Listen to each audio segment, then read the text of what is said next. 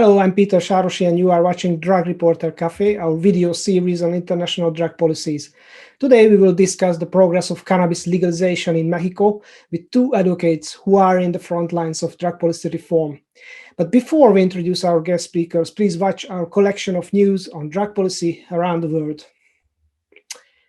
In early December, the House of Representatives passed the Marijuana Opportunity Reinvestment and Expungement Act, or the MORE Act. The bill sought to decriminalize marijuana nationally by removing cannabis from the federal government's Schedule I of the controlled substance list. That category indicates the drug has high potential for abuse and no therapeutic value. It also includes drugs like methamphetamine and heroin. 2/3 of Americans now support legalizing the drug. 15 states and the Washington, D.C., places where 33% of US population lives have legalized recreational marijuana so far. Now that Democrats won the Senate, there is a window of opportunity to pass the law by the upper chamber of US legislature. According to a report released by the International Criminal Court's chief prosecutor in December, there is a reasonable basis to believe that Philippines has committed crimes against humanity in connection with President Rodrigo Duterte's so-called war on drugs operation.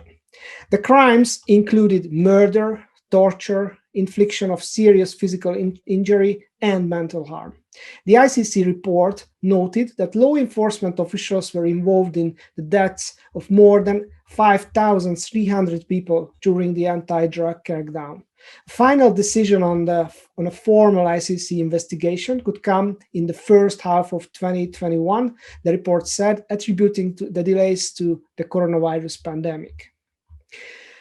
We published the movie on Drugreporter on a new life-saving harm reduction service in Budapest, Hungary. HEPAGO is a mobile street outreach program that aims to provide essential survival kits to the most marginalized, homeless people who use drugs during the COVID lockdown. Access to harm reduction has been dramatically reduced during the authoritarian Orbán government in Hungary. The two largest needle and syringe programs have been closed down. HEPAGO aims to bridge the gap and support marginalized drug users to stay healthy and alive.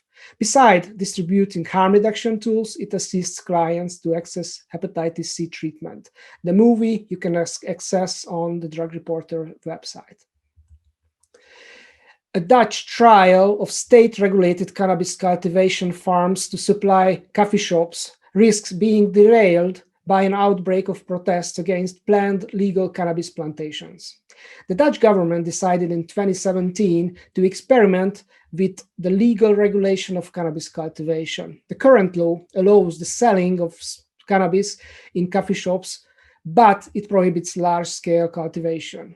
The Project C initiative aims to provide quality-controlled cannabis to coffee shops in Brabant, a region of the Netherlands, and received the permission from the government to do so.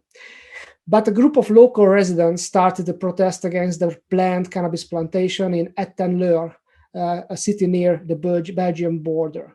Protesters claim that the cannabis greenhouses are a threat to their children. Supporters of the project think this is a very important project to improve the quality of cannabis and to take the supply out of the hands of the criminals. I'm happy to introduce our two guests at Drugreporter Café today, who are joining us from Mexico. Lorena Beltran, CEO of CannabiSalud, the first medical cannabis congress in Mexico, and Zara Snapp, co-founder of the Instituto RIA, a non-governmental organization advocating for drug policy reform in Mexico. Lorena, Zara, welcome to Drugreporter Café, and thank you so much for being with us. Hi. Hi, thank you, Peter, for the invitation. I'm happy to be here with Lorena. Thank you. Same. So we are in very exciting times in regard to cannabis reform in Mexico. In November, the Senate passed the legalization bill, and now, as far as I know, it was moved to the lower chamber of the Mexican Parliament, the Chamber of Deputies, and it has to consider this legislation by the end of April, as far as I know. So Please tell me where are we now in this process and what we can expect.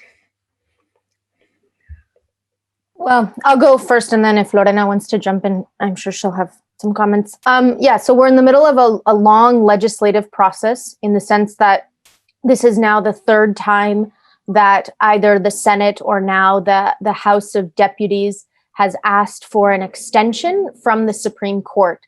And so, as you guys probably remember, and maybe some of the people who are watching, all of this derives from jurisprudence by the part of the Supreme Court. So that means that they had a certain amount of time to legislate. So this is the new deadline. The House of Deputies now will consider this bill. They will probably make changes to it. And then they'll have to send it back to the Senate, where hopefully there won't be more changes made, and it can just be approved and sent on to the executive branch for their review and their sign. No, the president has to sign this into law. Our main concern is that there could be a ping pong back and forth between the two houses. So Mexico is set to become the world's largest legal cannabis market. And I suppose it's a huge work to prepare this. And there are so many interests and so many voices. Lorena, your organization aims to bring together all these voices and coordinate. How can you make sure that everyone has a voice in this debate?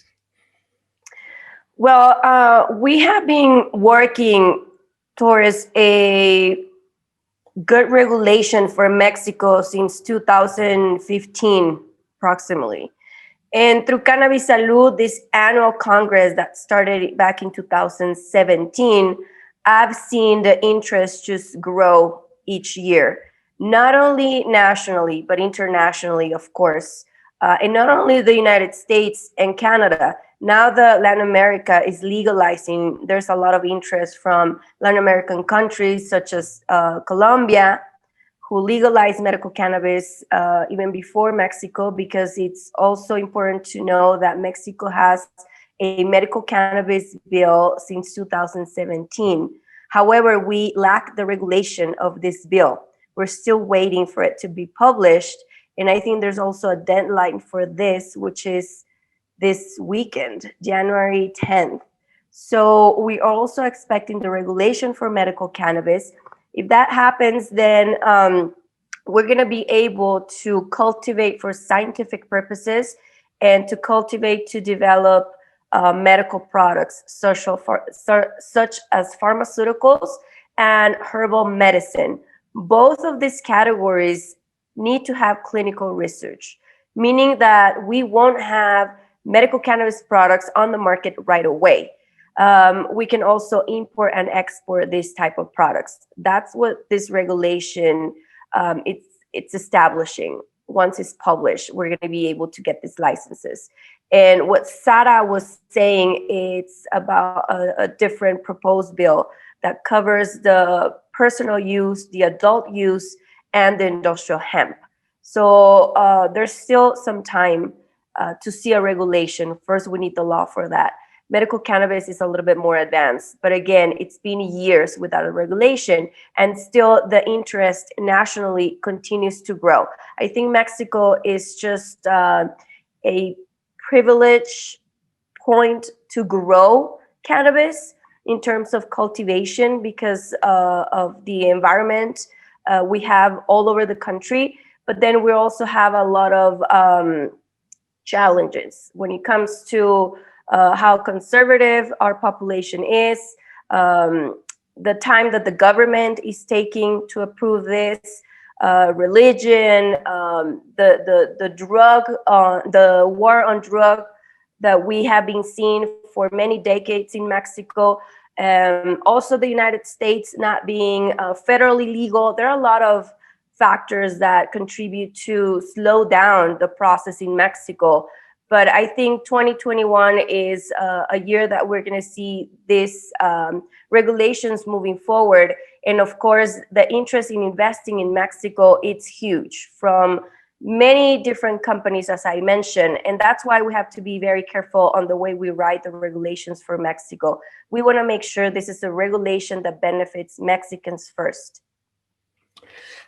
Zara, how does this debate look like in the Mexican political landscape? Like, who is against, who is in favor among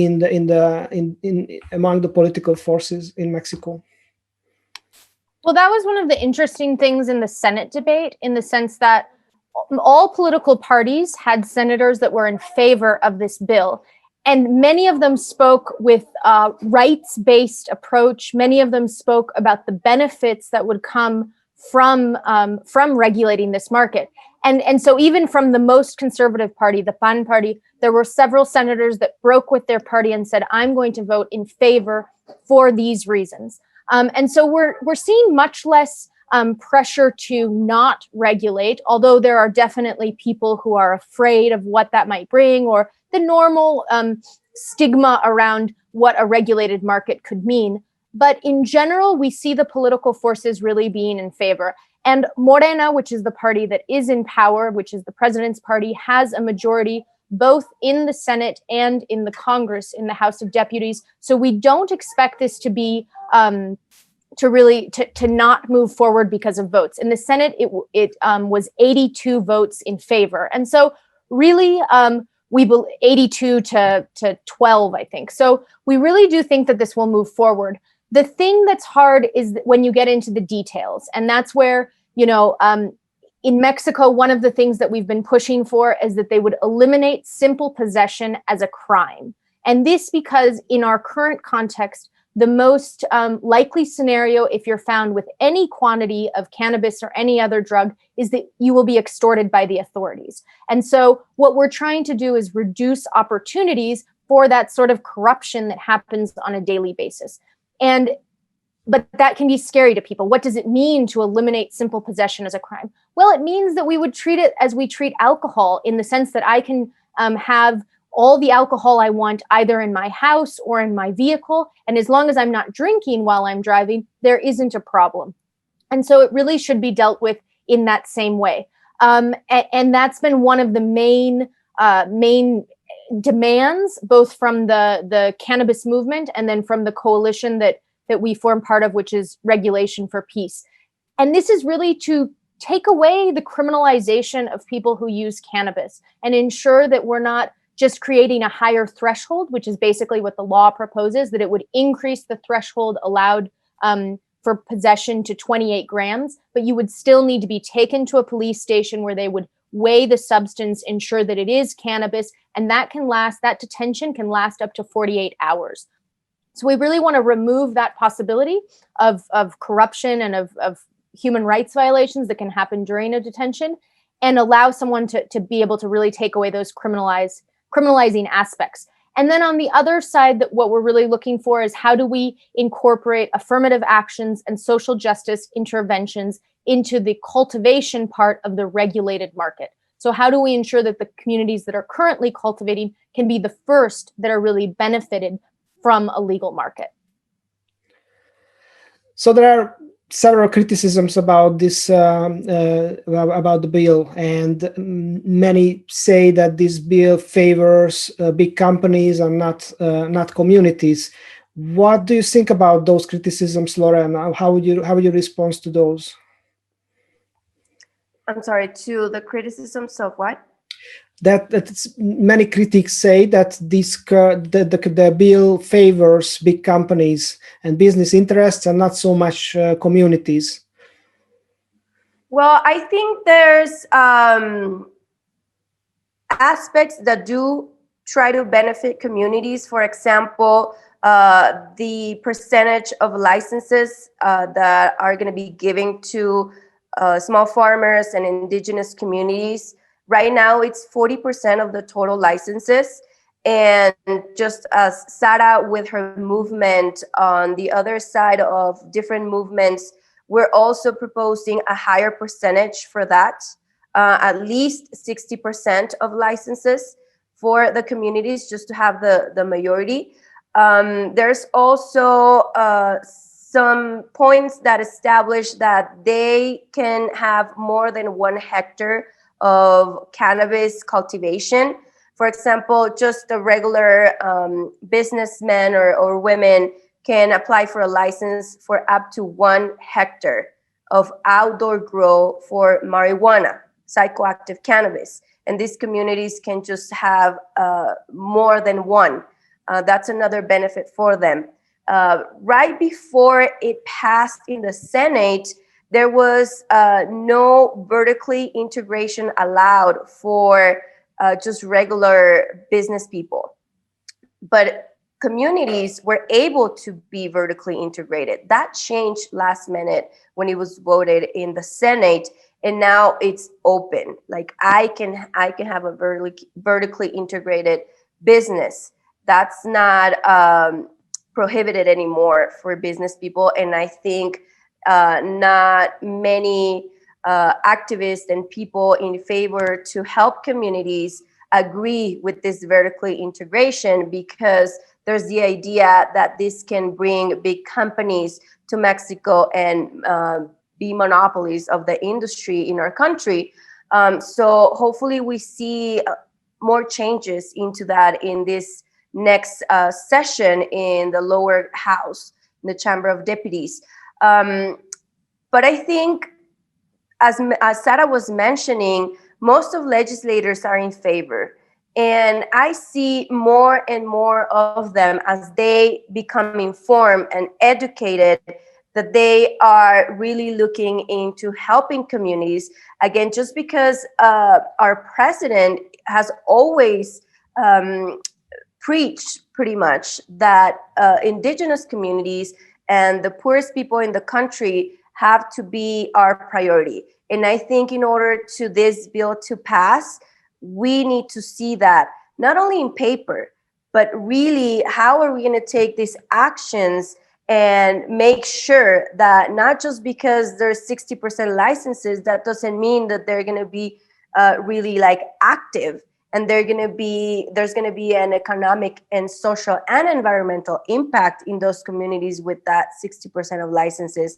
I think we need to establish in the regulation a more close relationship between government, communities, and investors to really make sure that we have a responsible relationship with the communities, to make sure that those licenses are put to work in their benefit as is written on the proposed bill. So there's a lot of work to do. I wouldn't jump ahead and just say, that this is going to benefit this or that, because there's going to be so many changes to be made. But we're hoping that it really going to help these communities, especially now with this economic and social and health crisis that we're living around the world. Let's talk a bit about public health consequences of legalization. I saw that one Mexican prosecutor said that legalizing marijuana will double the number of addicts in Mexico. So there are some people who are worrying about the consequences. What do you think about that, Zara? How would you respond to that? Well, I think we could have done a whole show just about myths and realities of what legal regulation means. And obviously, we know that when you legally regulate a market, and we know this from data from the United States, in the states they've regulated, and also from Canada and from Uruguay, it doesn't increase substantially use among young people, and it doesn't increase substantially problematic use. In fact, in many of those places, young people have reduced use when it's after legalization or regulation. And so what we are seeing is that it's older folks who tend to increase use or to begin using, because legality really matters to those people. And I think in Mexico, we're going to see that. We're going to see people who are above 50 deciding to use cannabis or cannabis-based products, whether that's to help them sleep, whether it's because they have back pain, whether it's because they just want to see what it feels like, or because they remember their parents having cannabis plants in their yard and putting it into alcohol and using it on their, as a topical or as some sort of cream. And so I think we are actually going to see a huge boom in other types of products beyond just cannabis flower. And Mexico has a long history of herbal remedies and having that relationship to plants. And so I think we're going to see many more people using in that sense. I do not believe that this is going to overwhelm our health system in any way. People don't tend to seek treatment for cannabis unless it's forced upon them by family members or because they've had contact with law enforcement. And so really, I don't think that we're going to see this as a negative in that part. What we really are going to have to work on, and this is what Lorena was speaking to before, is in the implementation. How do we ensure that this has the development outcomes that we really are looking for? How do we ensure that the communities that get those licenses are some of the first to take products to market? How do we ensure that some of the requirements, which now have been softened in the language of the bill, for example, around tracking of cultivation, from seed to sale, how are those requirements reduced for communities, but that the end point of sale, the product that I do buy, as a consumer, the product I buy from a dispensary has been analyzed in a laboratory, but that the cultivators don't have those same restrictions. And I want to, if I can, I just want to comment on a couple of things that have changed in the bill over the course of these months and these extended periods and extensions that have been asked for, including in previous versions of the bill, you would have had to show that the seeds you were cultivating came from a licit source, that they came from a seed bank. That has been changed now. You will be able to register the seeds that you use to grow, whether commercially, and in the home grow, you won't even have to register your seeds, but you will be able to register those seeds so that we can really be able to use the genetics that already exist in Mexico and that have been adjusted to our climate. There used to be a prohibition on women who are pregnant or lactating from consuming cannabis. We don't have that same prohibition for alcohol or tobacco. We have recommendations that women who are pregnant or lactating shouldn't consume, but you can't put a prohibition. So that was taken away.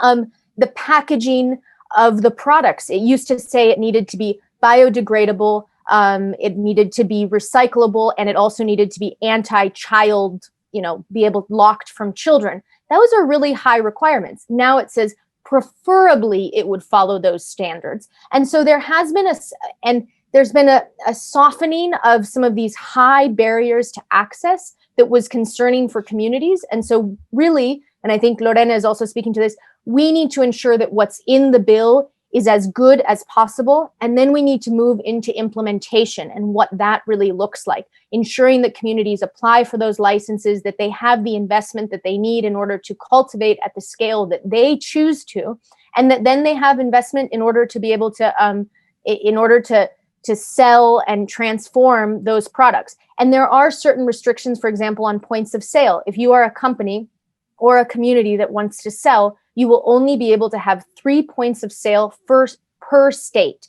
And so that's really to avoid having a company that has 50 dispensaries in one state. And so I think that we were moving in a positive direction, but really it came down to we continued criminalizing, and that's what we need to be changing in this bill. So I say some of these things also because our concern is that they could open the bill, open it to discussion, and we could lose some of these positive pieces that we had, which was home grow, which is having cannabis associations, which is having this 40% of licenses going to communities. We would love for that to increase to 80%. And so we want to recognize the work that's already been done, many of these ideas coming from civil society, and ensure that those maintain. But as Lorena said, we would also think it's best for vertical integration to be exclusive to communities, and that companies would only be allowed to have licenses for cultivation, for transformation, or for points of sale. And that communities would be the ones that would really, at least for the first 5 years, be able to really take advantage of the full production chain. And this because we really think that in addition to having possible positive health impacts, it could also have very positive social and economic impacts in the country. We want this to be a force for good in the country. We've experienced enough damage and harms from the war on drugs and from prohibition. And so we see this as a turning point and really a paradigm shift. One of the lessons learned from other countries that legalized cannabis was that it's not so easy to beat the black market and to compete with black market cannabis products. So, Lorena, what do you think? Will the legal cannabis market in Mexico able to compete with the black market, very cheap black market marijuana? Well, I think we can see this situation around the world where it has become legal. We have California, 70% of the market, it still goes to the illicit market. The sales go there. So we first of all, we have to take a look, why is that happening in other countries? Of course, we're not going to get rid of the black market 100%. We know that. But we can definitely try to help these people transition into a legal market by offering certain priorities or incentives. For example, as Zara was mentioning, I think it would be great if we can establish in the regulation, okay, if you go and cultivate in a regenerative agricultural form, then you get incentives by doing that. So everything you do to help communities or the environment or you can get certain priorities or incentives through the government. That's one thing. The other one is taxes. Taxes has been a main issue in states like California or Colorado. High taxes are not helping transition from the illicit to the legal market. So that's why also our work continues right now in the House of Deputies, because they're in charge of the implementation of taxes and licenses. So we want to make sure that the taxes start low and they increase as the industry grows. Not high taxes right away or high prices on licenses. That's definitely not going to work for Mexico. Another thing is that by opening the legal market for personal consumption, medical, and all the uses, you are giving people a second choice. There's still the black market, but now you're dividing the consumer. There's going to be a lot of people that are going to decide to go into a dispensary instead of buying in the illegal space, just because it's a more comfortable area. They know what they're paying for. As a consumer, we know it's going to be a product that has high quality, that's regulated by COFEPRIS. And COFEPRIS, like the US FDA, has very high standards, just like the European Sanitary Commission. I don't know how it's called in Europe, but we have very high standards through COFEPRIS. So that's just dividing the market. And by dividing, we're already taking a step forward. We're already taking economic resources of the black market into a legal market. And just by doing that, we're already moving forward in the right direction of lowering these groups in the illicit market. Well, and I would just add one thing that, and Lorena brought it up before, is our geopolitical location, which is the United States as our neighbor. And so Mexico, the primary place where we export illegally cannabis currently is to the United States. And so as the United States has increasingly regulated on different state level initiatives, we've seen how that has impacted some of the illegal market here in Mexico. So as Lorena said, this is going to create a separation of markets. People are going to decide to cultivate in their house, and that way they won't need to go to the illegal market. They're going to join a cannabis association where you could have up to 20 members. We would love for that to be higher. And so they're going to have other ways to supply their own consumption. And then on a larger national scale, and then of course, obviously the regulated market, but on a national scale, once the United States moves to federal regulation, which I think will happen under the Biden administration, whether he likes it or not, then what we're going to see is an opportunity for Mexico to be able to legally export products to the United States. And that would be a huge boom for us. At this point, I want Mexico to regulate before the United States. I want us to consolidate our industry, a Mexican industry. I want the campesinos to really be able to begin their cultivations and have 1 or 2 harvests before that happens, so that then, and right now, import, export of psychoactive cannabis is prohibited in the bill. But I can see that changing once the United States regulates on a federal level. And so if we have consolidated our Mexican farmer-oriented industry and the United States regulates on a federal level, we would be able to export to many states that are not going to necessarily begin cultivating on a state level, but that would be open to importing products. And that's where I really see our relationship with the United States changing, and that would have probably the largest impact on the currently illegal market in Mexico. And obviously, one of the big indicators for us will be how many people, both consumers and growers, choose to transition to a legal market. And that's been a shift in the way we've even been talking about regulation in Mexico. In Canada, they created a parallel system to the legal market. To the illegal market. The illegal market was functioning, it was vibrant, they had dispensaries, illegal dispensaries, and they created this whole parallel legal system. In Mexico, the discourse has really been, how do we transition folks who are currently in the illegal market, both as people who are using cannabis and people who are growing and distributing? How do we ensure that the legal market works for them, and how do we create that transition to a legal market? And that's really what we're pushing for. And that's a shift. That's a recognition of what already exists. And how do we create the best regulatory model for those people? I know it's too early to give us an exact timeline of the change, but what do you expect? When can we, expect the new legislation to be passed? And when can we expect to see the first legal cannabis store to be open in Mexico? There are timelines that are in the law. And so if they pass it by the deadline, so let's say they take until the absolute last day, and on April 30th is when the president signs it into law.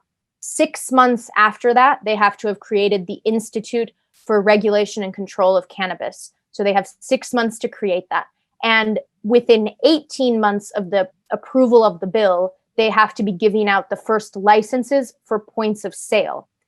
So they have 6 months to make the institute, 6 months to give out licenses for cultivation, and then 18 months to give out points of sale licenses. So we are thinking this will be an approximately 2-year process to being able to go into a, as they say, bricks and mortar store to be able to buy cannabis. But our hope, and I'm sure it's Lorena's as well, is that they will use this time wisely and that they will begin working immediately in February when the session opens, and not wait until April to begin the discussion and then have this ongoing delay that we've been seeing. I don't know if Lorena, obviously, to add something to that. Yeah, I think we try to stay positive, and hopefully we're the optimists, I think.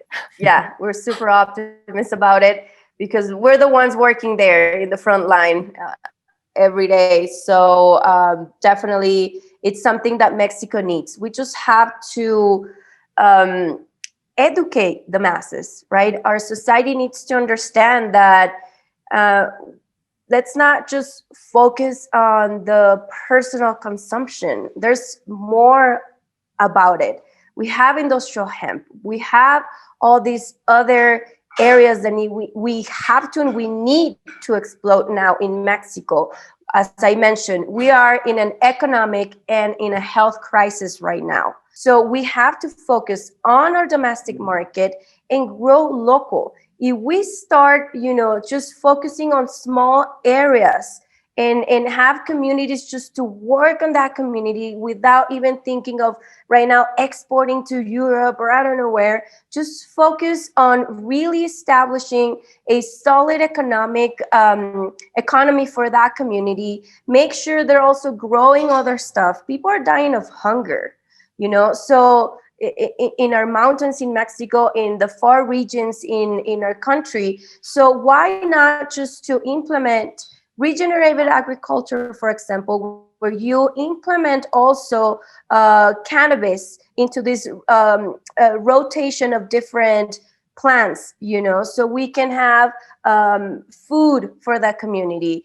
And also you create a circular economy in that community where everybody participates. It's very simple. We used to work like that very back in the day, and we can go back to that right now. And I think that's why everything is happening the way it is, you know, with pandemic, with all the civil wars everywhere. You know, it's just because people don't even have food to eat. It comes down to that, and to protect the environment. At the end of the day, those are our basic needs are not being covered. So if we go back to that and make sure in this regulation we have this opportunity and say, okay, if you want to grow cannabis, you have to do it this way, because this is the way that's really gonna help our community. And that's it. You want to do it or not? You know, we have all these companies out there wanting to invest $100 million right away on cultivation.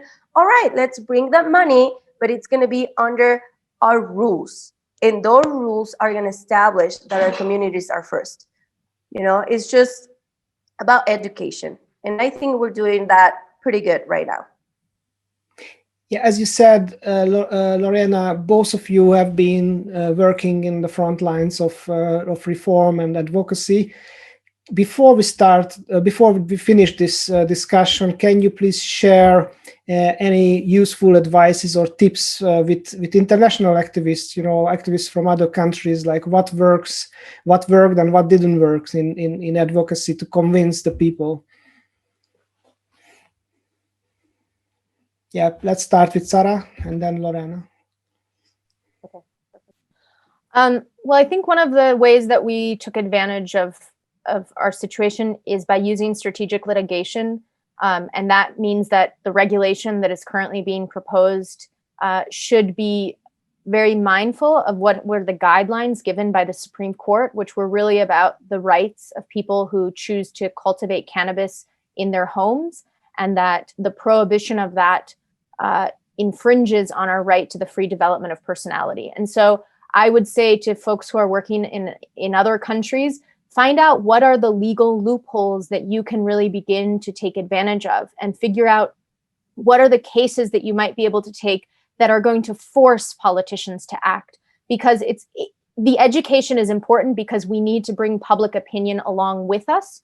But I don't think that our current political, even the current political parties that are in power, or the politicians would really be pushing for this in the same way if they didn't have a strict mandate from the Supreme Court. And so I do think it's important to figure out what are the levers that you can use, whether those are legal, whether those are public opinion. And obviously, what helped us with public opinion was the case of Grace Elizalde, which you've been seeing some video of her case, and other children who have epilepsy. And so figuring out, on one hand, what are the legal mechanisms that you have, and on the other hand, what are the media and the public opinion tools that you can use. And obviously, this is to build support for this, and for people to understand the many reasons for bringing forward drug policy reform. And we still have a lot of work to do in Mexico. I mean, this is not the end of the story, because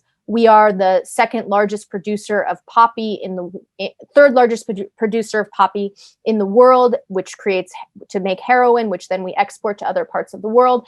And we really need to also be thinking about how do we do comprehensive drug policy reform with the end goal of social justice and peace building, because for Mexico, that is our end goal. And I think for many countries around the world, that is also one of the things that they're struggling with, and corruption and other, prohibition feeds into these other issues. And so figure out what are the loopholes that you can work on, and find a multidisciplinary group that can really help support that, because this needs to be a broad, expansive movement where you're bringing in people from development sector, people from human rights, the feminist movement, people from the sacred plants movement. It really benefits the state that we're all fractured. And so it's our goal to really create a very diverse, broad movement. And so reach out to those people, because at the end of the day, our egos don't matter, and we need to be able to move forward unified. Thank you. Lorena? Yeah, well, I couldn't agree more with Sara. And just adding to that, more women in this movement, for sure. In Mexico, it's a clear example. Women are the ones that are in the front line that have been pushing harder for this to pass. And women are the ones that are making the most important and relevant actions that have helped us to move this regulation forward. Again, the moms of the patients are the ones that really have started this and that are still there, fighting to have something that can benefit the health of their children. And of course, Sara and myself were moms and will do anything for our children. So that's how everything starts, with the moms. And then we come again in different groups, right? But it's always the power of women. When women are together, it's like the army comes in. So definitely have all these women working together can definitely help us move forward a little bit faster. And we have seen this here in Mexico. So I just wanted to close with that. And everything else that Sara said is just what I think. Lorena, Zara, thank you so much for sharing these very interesting insights on cannabis legalization in Mexico with us. And thank you for those who are watching us online. Please stay with us and follow us on Facebook and Twitter, and support our work on the Drug Reporter website. Thank you and goodbye. Thank you, Peter. Thank you, Istvan. Thank you for continuing to do your work.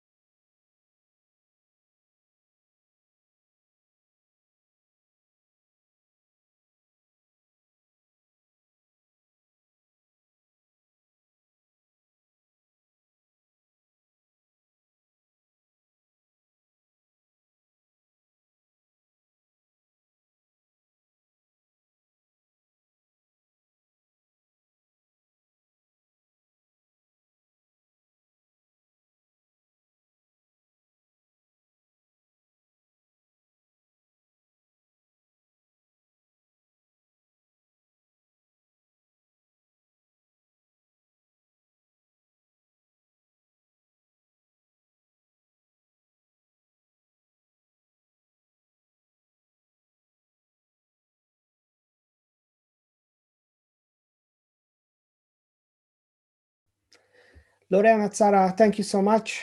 And thank you for those who are watching us online.